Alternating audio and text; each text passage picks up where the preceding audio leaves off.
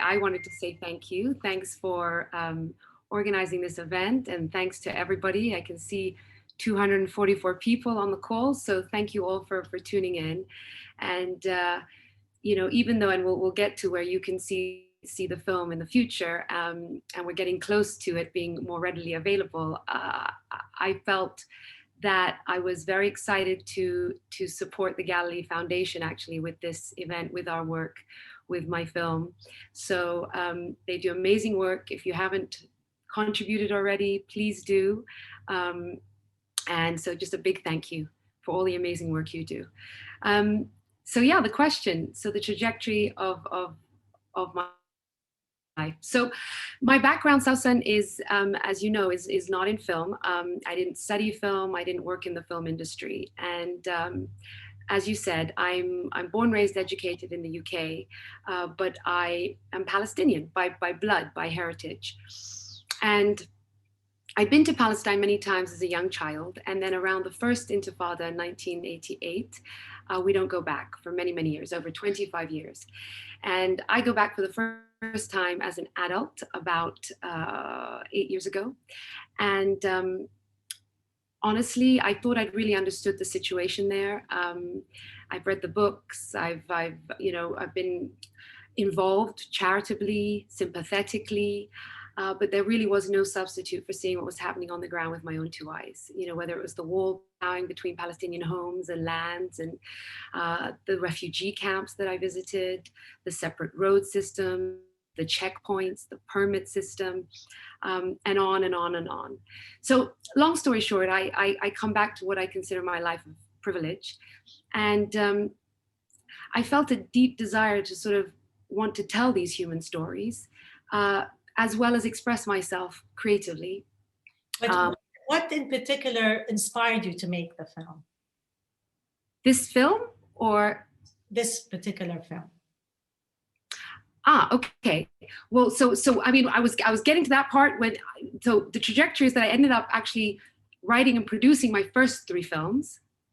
And then, khalas, I had the bug, I was making films, and people along the way said to me, why are you not directing?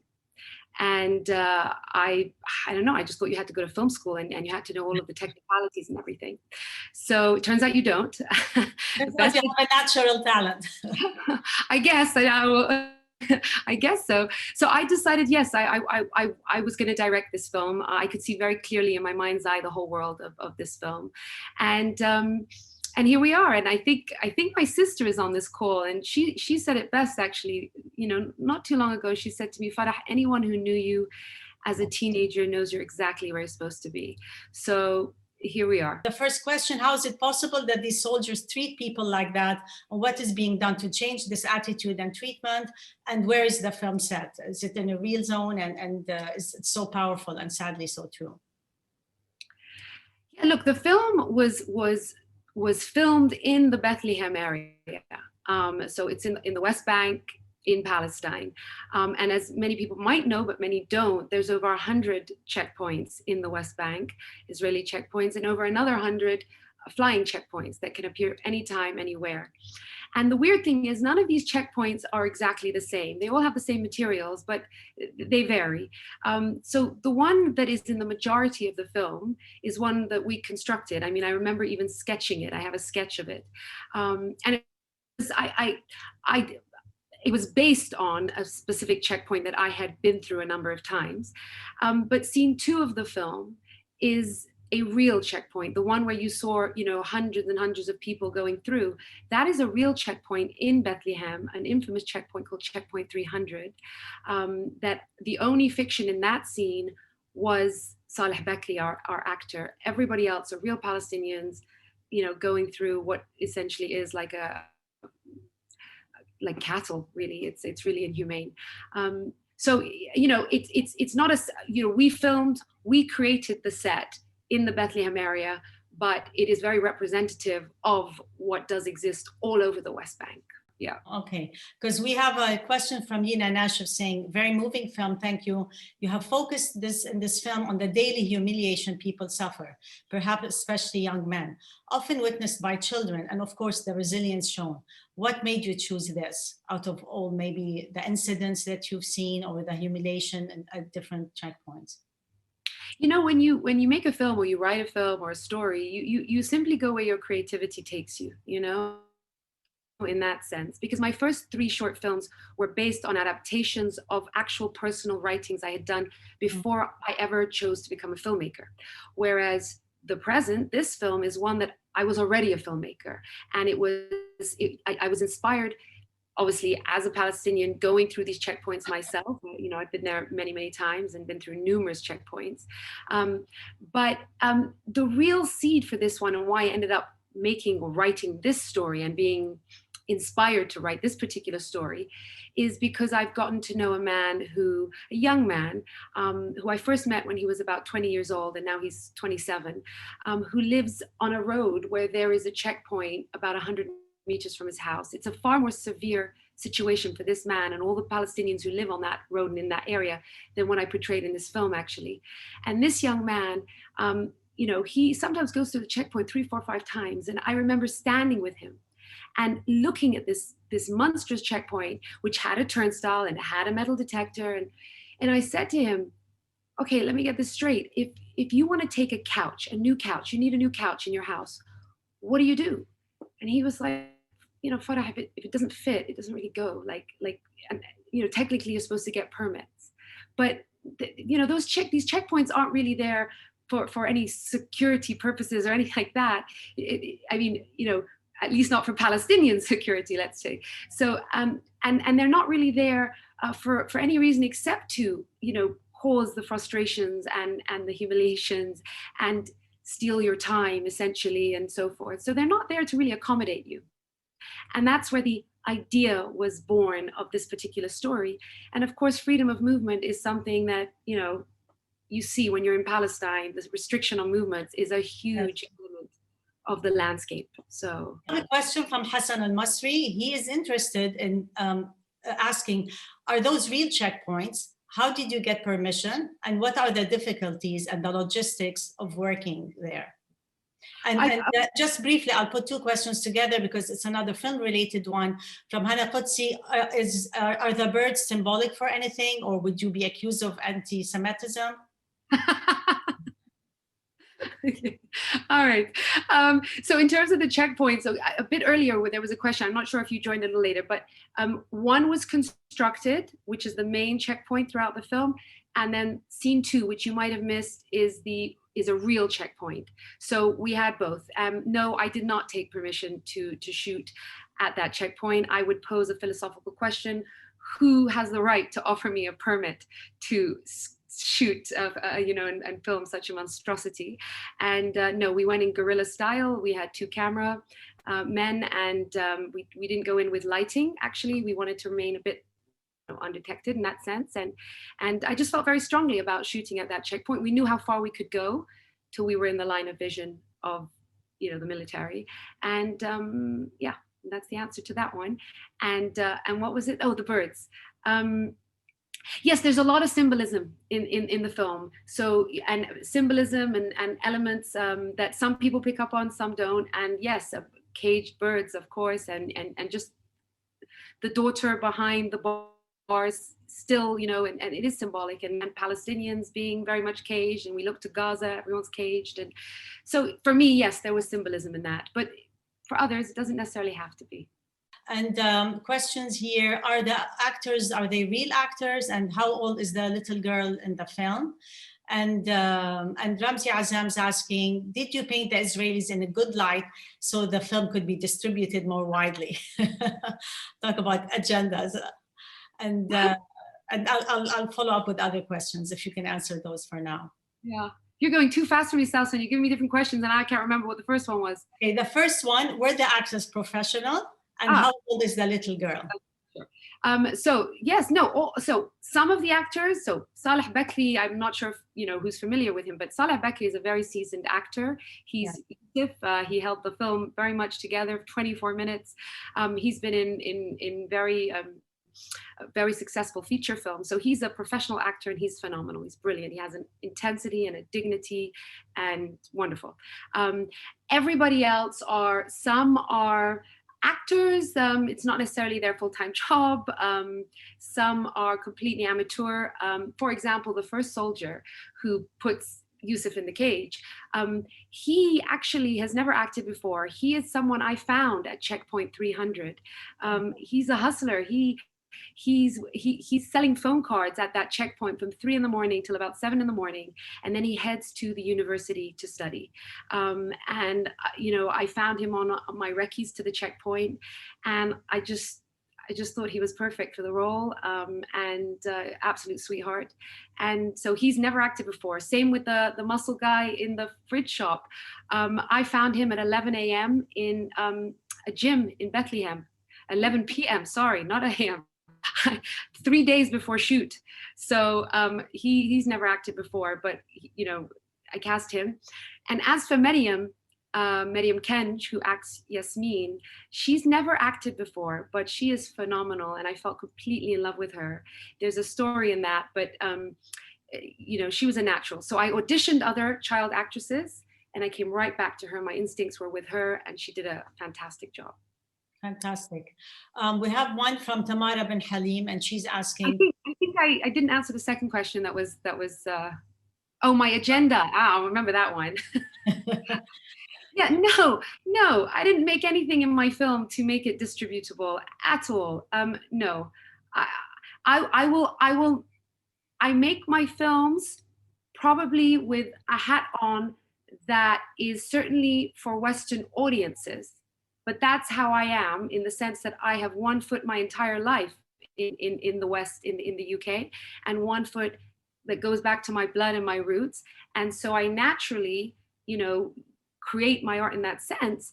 And as I mentioned earlier, in order to allow the ending of the daughter being able to take the fridge across on the road, I had to cause that tension. I don't think the soldiers come across in a good light.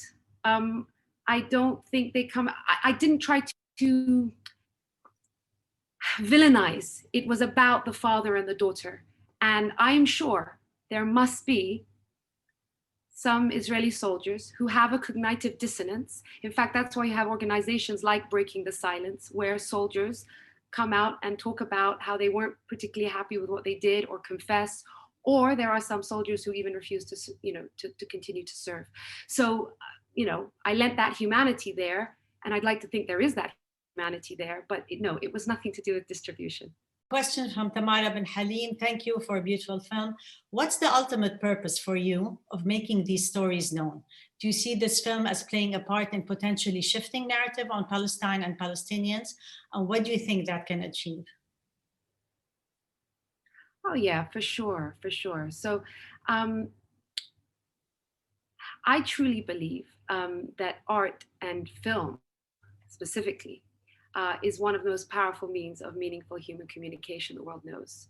And it can transcend borders, and it can tear down stereotypes, and it can overcome misperceptions, misconceptions, and more. So for me, film is extremely important if we want to tell the Palestinian narrative to the world. I also think that the Palestinian narrative has very much been hijacked by the oppressor and their cronies. One need only look at Hollywood as the perfect example of how and how Arabs have been presented in those films. Even the Palestinian kafia has been presented in those films to recognize, you know, how much film can influence perceptions in the world. So yes, a core reason why I got into this is that I believe that Palestinians have been severely dehumanized and branded as barbarians, as any colonizer would do to those they mean to oppress. And one of the most important things we can do if we are to bring change, is to reverse that dehumanization and speak to people's hearts, because the main way you can access people's minds is speaking to their hearts. Studies have shown that, and we all know that we are creatures of emotion, not creatures of logic, as Dale Carnegie has said. Yes, I do feel that my work has the ability to shift the narrative and impact people through their hearts and hopefully access their minds. So yes is the answer. Okay. Question from Manuela Mercos. Will this movie be seen in Israel? And then Daniel Levy also follows up by saying, where will this movie be shown? Have you thought of distribution? Where can it be seen? And have you thought about maybe screening it near some checkpoint? And then we'll all go to jail. So I'm sorry, I read it wrong. Have you considered putting a short kind of screen fact sheet about checkpoints? Okay. I'm going to go in reverse now, because now I'm remembering your latest question and not the next question. So there is a website that I created called oceansofinjustice.com. It has the same name as my first film, where I've deconstructed occupation exactly for the purpose of, every time my film screens somewhere, there's always that interest and intrigue to know more, to understand the situation more. You've opened someone's heart and they want to understand pragmatically more what's going on. So that's a website where, yes, there is a section, for example, on checkpoints. I have a film about child prisoners. There's a section on child prisoners and so forth. In terms of where my films have been screened, so up until this point, for the past more than a year now, it's screened at international film festivals all around the world, from Australia to Japan to Europe to the UK to all around America, and other places. So it is being seen, and we have licensed the film to Canal Plus, biggest French channel for France and French-speaking Africa. We've licensed to Telefonica, Spain, Pacific Voice in Japan. I can't tell you who, but we all know. I cannot say this. I cannot say I'm under strict, but you will all be able to see the present worldwide very soon. Stay posted. Okay. On a streaming platform. And he asked, sorry, has it screened in Israel? I do not believe so. We were supposed to screen at the Haifa Independent Film Festival. Because of Corona, that didn't happen. It has screened in Palestine, and it's screened at a festival in New York called the Other Israeli Film Festival, or the Other Israel Film Festival. But it's screened, yes, all around the world. Did you receive any scrutiny for the release of this short film from the media? This is asked by Aisha Al-Muhaisan. You know what? So far, so good. I mean, I don't know what to say. I mean, we were on Sky News the other day, and we were on Reuters, and I'm always approached for media from all over. It's a short film. It's not a feature film, so it's not going to get necessarily the amount of coverage that a feature would. I did have one cancellation recently that, a radio show wanted to speak with me, and then I guess they watched the film and they came back with a nasty message to the lady organizing it. And I just found it hilarious, because if you thought it was untrue and whatever, bring me on your show and let's talk about it. It was in LA. So, I mean, but in general, things are going well. I mean, Right, yeah. Helen Roundtree is asking, in what way were Israeli people, government soldiers involved in the film? We saw actors in the film playing Israeli soldiers. So were they Israeli, or were they? So there was a number of Palestinians with Israeli citizenship who were in the film as well. I mean, Saleh is one of them. And so there's a couple of those as well. It was mixed, but I didn't have any non-Palestinian Israelis in the film. I didn't need to. I mean, plenty of Palestinians speak Hebrew very well. And to be really honest, I'm not interested in hiring any Israelis who are not aligned with, freedom, equality, and justice for Palestinians. So if they are, more than welcome to be involved in my films and perform in my films. And Yeah. I'm not really seeking them out to be part of my work. Yeah, fair enough. Have you had any Israeli reaction to the film from Riwa Dabba? Oh, it's like I said, I mean, I personally did not go to 48 Palestine, go to Israel and screen my film and then have their reaction. So I really don't know. I get the occasional reaction on social media. Maybe they've seen it somewhere else. Sometimes it's just hateful and nasty. Sometimes it's supportive. So I do get I know that there are certain individuals who are very supportive of my work. But overall, it's nothing to really even note, nothing that's unexpected or that I. Okay. What film would you like to make next? Well, I'm already making my next film. So I'm in development of my first feature film.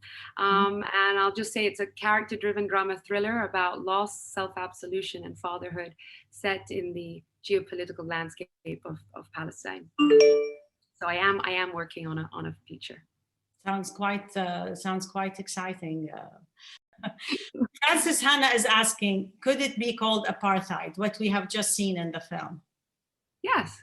Yeah, of course it can be called apartheid. Yeah, it's a separate road system based on ethnicity and religion. I mean, and these are I mean, this isn't fabricated. This is a fiction film based on a reality, and that reality is throughout the West Bank there is an apartheid system, undoubtedly. I mean, I hate to say it because it's true, and I think apartheid is a word that the West understands and can relate to. So for them, it's a direct. The thing about apartheid is it's usually with reference to South African apartheid, okay, yeah. And that's fine. It's not a sort of one glove fits all. There is the variations, but it's discrimination based upon ethnicity, religion, and so it's a discriminatory system. And what exists even in 48 Palestine, in Israel, is also discriminatory. There's over 50 discriminatory laws, but in the West Bank, unequivocally, I mean, you have these illegal settlers on all these hilltops who are, the law is civil law for them. For Palestinians, military law. In terms of even the license plates, even the roads, not all the roads, but certainly some of them. I've been there.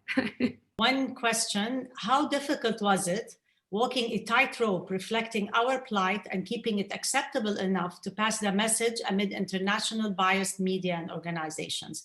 This is a question from Maha Bakir. I don't know. I don't think that I was I don't feel I was walking a tightrope. I'm telling a story of a man's, humanity and the importance of human dignity. And I focused on these individuals, this man, Yusuf, and his daughter, Yasmin. And I tried to stay authentic to that story of a man who, just like any of us, could have a backache or a neckache or a headache or a migraine, who has children and needs to run an errand and so forth. And then I just put them in that landscape that is occupied Palestine and apartheid. And that's it. That's all I had to do. I didn't have to name it. I don't need to name it. You can see it. And I wanted to present this beautiful relationship between a father and his daughter, and the fact that this man has to deal with the indignities of this control system, of his freedom of movement being controlled in the way it is, and the frustrations and the humiliations that come with that. And that's it. That's all I had to do. I didn't feel I just told the story. I just told it how it is. And that's it. Exactly. Anyway, I think we've run out of time, but just the last question. So the audience, what would you like the audience to take away from this film? Is there a specific message or some action you want them to take away from this film? I mean, I always say as a filmmaker, I want to give you an emotional experience, right? But I also want you to consider the film. after you've watched it, and I want you to contemplate it, and I want audiences all around the world. And the best messages I get are the ones who actually, I got a message just the other day who said, oh, my friend saw your film in the London Film Week and said she thought about it for the next week or two. It was the only film that haunted her, if you like. So I want audiences to contemplate it and to wonder what such a life feels like for Palestinians, for Yusuf, for Yasmin, and ask themselves, would they accept it for themselves? That's what I. And then after it haunts them, what will they do about the haunting, right? Yes, I mean, at the end of the day, one hopes and suspects, when you have been moved emotionally, or your attention has been pricked, and you are now feeling something, you would want to understand it more. I had someone the other day tell me on a Q&A, this guy in the States, that after he saw my film, he started, Googling and wanted to learn more, and I don't know what, and then ended up watching one or two other Palestinian films. And that's really, of course, that's wonderful. Farah, thank you so much for being with us, for supporting the Galilee. We're so proud of you, and I think you've done a fantastic job.